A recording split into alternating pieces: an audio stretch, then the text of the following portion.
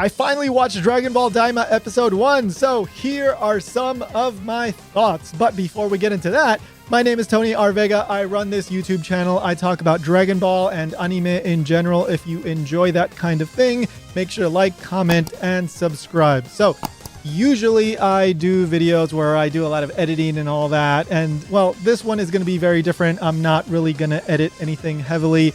I just want to tell you what I thought after watching Dragon Ball DAIMA Episode 1. I know I'm pretty late to the game, but I was in Japan when DAIMA started airing. I was very busy literally walking across Japan, so I missed the premiere and all that. I'm finally getting into it. I finally started watching it, and well, I really enjoyed Episode 1. So you have already watched this, no doubt, so there's nothing new here, but I wanted to just highlight some of the things that I thought were really interesting. So first of all, it starts off with this narration recapping what happened in Dragon Ball and Dragon Ball Z, and the narrator sounds a bit like the narrator that we got in the original Dragon Ball. I'm in the process of rewatching the original Dragon Ball, so that's fresh in my mind. Doesn't sound exactly it, but it's really reminiscent of that, especially since the first episode of Dragon Ball begins with narration. So I was really getting a bit of a original Dragon Ball vibe, which makes sense because, well, Goku and Vegeta and all these characters end up turning back into little kids, which is also very reminiscent of the original Dragon Ball, even though, well, Vegeta and a lot of the other characters weren't there at the time. So, well, Goku, he was. So, yeah, reminiscent of the original Dragon Ball. Also, I should point out that the voice actor who did the narration in Dragon Ball, he unfortunately passed away. So it's a completely different person, but it did sound a little bit like it. So maybe they were trying to capture some of that. And actually, I think they were. But I liked it. I liked it. Aside from that, of course, there was a bunch of old stuff from Dragon Ball, Dragon Ball Z that was reanimated in this new style. Loved it. And then you get into the whole part with Degesu and King Gomah and Arinsu watching what happened back in the Buu saga, how Goku and they all fought Buu and defeated Buu.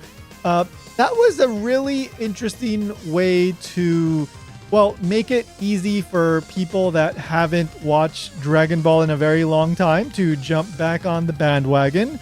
Also to, well, show what happened in Dragon Ball Z to all the new people who maybe missed that part of Dragon Ball Z because, well, you never know, right? Maybe you didn't watch the entire thing, or like I said, there were people that watched it a long time ago but have kind of forgotten because, you know, Dragon Ball Z happened a long time ago, so maybe some people watched this like 10, 20 years ago and they don't quite remember. So I think they did this in a very nice way. The animation was good. I'm enjoying the animation style. Something that I'm kind of, how can I put it? Like, the original Dragon Ball and Dragon Ball Z was very much written as the story went along. Of course, there was some planning, but Toriyama was infamous for basically having to write as he explored the story as it moved forward. And it's understandable because he was writing a manga week to week to week to week to week. So he had to come up with these ideas as he went along. And sometimes they worked out really well. Sometimes, you know, but overall, I mean, I'm not criticizing Toriyama because there's very few people that can pull that off to the level that he did it. So it's actually a compliment. But the point remains that he had to kind of, you know, go, how can I put it, like fly by the seat of his pants, right? I know that's the phrase that I was looking for there. This is very much more planned and it's very much more modern, right? The way anime is produced these days, it's much more planned out, and I very much get that vibe from this, even after watching only episode 1. I don't know what happens in the rest of the series. I know it's already like at episode 13 or 12 or something like that by this point when I release this video, so I don't know what's going on. I purposely have avoided all the DAIMA stuff because I want to watch it fresh. Like, I don't want to be spoiled by all the stuff that people are talking about. So anyway, this first scene when Degesu, Arinsu, and Gomah are watching, very interesting. Of course, it does feel like a clip show. Like, it's like, I know this already, but because I you know, this Dragon Ball stuff is relatively fresh in my mind because I produce content about it and I remember what happened in that part of the story. So, but I thought it was a good intro for new people or old people coming back to the franchise. Now, I want to talk a little bit about these three characters. So we have Degesu, we have Gomah, and Arinsu, Dr. Arinsu, right? Let's begin with Degesu and Arinsu. So these are two of the glins, right? Gurindo. And these are the we've seen them before with the Supreme Kais and all the Kais, right? And so we have Arinsu and Degesu. These follow the naming convention established by Zamasu and Goasu. These are basically all variations of Japanese verbs for to be or exist. So these names are not interesting at all to English speakers. They don't mean anything. It's not like Frieza and you know all the Saiyans, right? These are very easy to understand name references. With these glins, it's not really. But for me, it's like, oh wait, that's a Japanese verb. Like so, yeah. Like I'm a nerd. I went to master's degree. I got a master's degree. I can't even speak. I got a master's degree in Japanese language and linguistics. So I love these kind of like, oh, that's a Japanese verb. So that's interesting. Apparently, the glins go by that naming convention. I did learn that Shin, actually, his real name is Nahare, right? Which is another variation of these Japanese verbs. So that's the theme for these glins. They're named with these Japanese verb names. So anyway, and then Gomah. So Gomah is actually sesame, right? So that means sesame in Japanese. So it seems that this is a reference to open sesame. It's not quite a spell like an abracadabra kind of thing, but it's similar to that. It's more of like a password, like a magical password. But this is a reference to like these magic words, right? For example, with Dabura, right, was abracadabra. Dabura from what we saw in Dragon Ball Z, right? The Demon King. So this is falling in that name convention. And then, of course, we get Babidi and Bibidi Babidi Boo and all that goes with that whole like magic words, magic spells naming convention. So Gomah, King Gomah comes from sesame, open sesame, right? It all makes sense. I love this kind of thing. I always love digging into the Dragon Ball names because almost always there's something there. There's a few that are kind of like, oh, that's it? Like, okay. Like I'm watching Dragon Ball right now, right? The original Dragon Ball. Upa's dad is Bora. Bora doesn't, apparently it's no reference, it's just a random word. So, I don't know. Sometimes you get one of those, but for the most part, Dragon Ball names do have some kind of theme or interesting little meaning. So, anyway, the Gomah and Degesu and Arinsu, they all watch what happens, and then Gomah especially is like, oh my god, they defeated Boo, these humans, like, they're so powerful, we're so scared. And so he decides that he needs to do something about them. And so he finds out about the Dragon Balls, right? So the Dragon Balls in the demon realm are protected by these ball gods, is the literal translation, Tamagami, and so he can't use those. But it turns out that the Earth ones are very easy to gather. So his plan is to go there to wish for the scary Earthlings that defeated Boo to become much younger. And so he takes this stinky old Namekian. I think it's the last Namekian in the demon realm.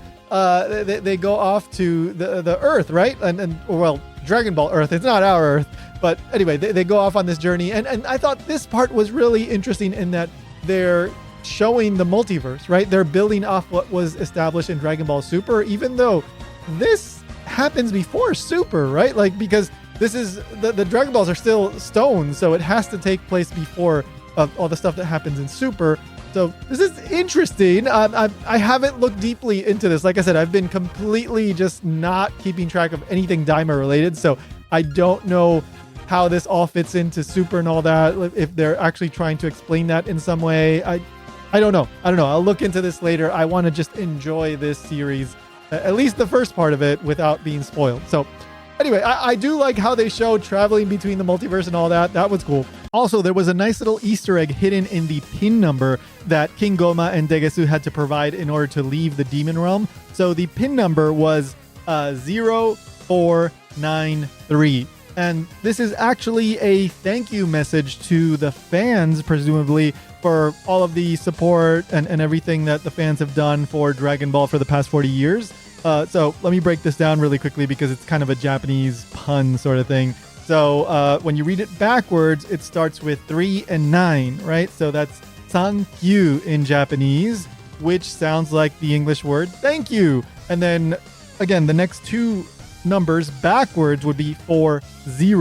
So that's 40 because of the 40 years Dragon Ball. We're in the 40th anniversary of Dragon Ball. So thank you, 40. So again, this seems to be a message to the fans, but you could also argue maybe it's a message to Toriyama for all of the amazing work that he's done for the past 40 years. Either way, it's a nice little message, a nice little Easter egg. And then, of course, the name of the Namekian is Neva. Oh, well, I think that's how they're romanizing it with a V, right? But it's Neva in Japanese. And, well, this is probably a reference to how snails and slugs are sticky and slimy because neba neba is a Japanese word that means that. Basically, like sticky, slimy. Yeah, like neba neba is often used with natto, which are these fermented soybeans. You refer to how they're kind of like sticky. These stinky fermented soybeans are kind of, they're so, how can I put it? They have a certain consistency that when you like try to pick them apart, they leave like strands because they're kind of like sticky, right? So anyways, that's the word that I immediately think of when I hear neba, right? And well, snails, slugs, they have that kind of stinky, sticky, not stinky, sticky sliminess, right? Like that trail that they leave behind. So it makes sense. Like Namekians are typically named after some kind of snail or slug kind of thing, right? So fits in with that theme. And maybe the neba neba is also a reference to natto, like I was saying the stinky fermented soybeans because this guy is stinky. So maybe there's something there. I don't know. But anyway, they end up going to the earth and the Neva ends up summoning the Dragon Balls. Even though they're still stones, he has this extra super special power to do this and making them turn back into their Dragon Ball form and then summoning the dragon for a wish or for the 3 wishes. And here we get a sequence that I really thought was interesting. Two parts to this. We get the Gomah and Degesu and Neva, right? They arrive and then they tell Dende, like, oh, hey, the Namekians, they came from the demon realm, right? Because they have pointy ears, don't they? And my first thought when I heard this, right, was, okay, we already kind of knew about this. This has been talked about before in the lore. But if pointy ears signifies that you came from demon realm, well, what about Mr. Popo? did he come from the demon realm? Because he's got those pointy ears, right? So, and he's got that whole kind of like Jin like aesthetic, right? Which fits very much in line with the whole like magic Arabian spells like Dabura and Open Sesame. So, is Mr. Popo like now from the demon realm? Like, is this where I don't know. If the ears are like the big signifier, then Mr. Popo's got to be from the demon realm apparently. But anyway, that's the first thing about this whole sequence that stuck out to me. And then the other part was how Shenron asked these follow-up questions. Like, so how old, like, because Gomah wants to turn Goku and his friends. He says, like, Goku and everybody who is associated with Goku, the guys that defeated Boo, turn them into kids. And then Shenron's like, so what, how old? I mean, a kid can be many different ages. How old do you want to be? So he asked these follow-up questions, right? Which I don't remember Shenron really doing normally. Maybe he did it at one point. I can't remember everything off the top of my head, but I just watched, for example, the first time that Shenron appears, he, it's the famous, right, like Ulan wishing for the panties, right? And I did this entire video. Watch it. It's on the YouTube channel. I did this entire video about how Dragon Ball's biggest mystery is where these panties came from. Did they come from some random girl? Were they like completely new panties that Shenron fabricated? Because Shenron never asked like any follow-up questions there. So why is Shenron asking follow-up questions here? Right? Anyway. So I thought that was funny. But I also thought it was interesting the kind of logic behind why Gomah wants to turn these guys into kids, because Shenron is white magic, right? Like he's not going to just kill off somebody. So there's restrictions there. And so in order to make the characters, Goku and Vegeta, weaker and these other characters, right, that help them defeat Boo, he has to kind of find a little loophole, and the loophole is to turn them into kids. So I like that. I like that because we've seen it happen in Dragon Ball GT, right? Like how, people I'm sure have said before, like this is just rehashing GT. And I get it. But this is a fun, interesting, different way. And I think it makes total sense the conclusion, I mean, yeah, it is a little bit forced because obviously the creators wanted to turn Goku and friends into kids, right? And it makes total sense. And so they had to kind of make it happen. But I think logically, this makes enough sense for me. I'm okay with it. Turning them into kids because that's a way to weaken them without killing them. And that's kind of a little loophole in this whole Shenron thing. So I like that. Of course, we get that scene with Dragon Ball, not the Dragon Ball, Vegeta after. Meanwhile, right, the Gomah and everybody is like wishing for they're making their wishes. They summon the dragon. Meanwhile, Goku and Vegeta and friends are celebrating Trunks' birthday. And then we have this whole sequence with Vegeta and Goku like sparring, right? So it's total fan service. I mean, there's no need to have them spar all of a sudden right there. But anyway, I thought it was still fun. I enjoyed it. Something I want to point out here is Masako Nozawa, the voice actor for Goku, right? She's been the voice actor ever since the original Dragon Ball. She's a legend. She's an absolute legend. She's, I think, 88 years old right now.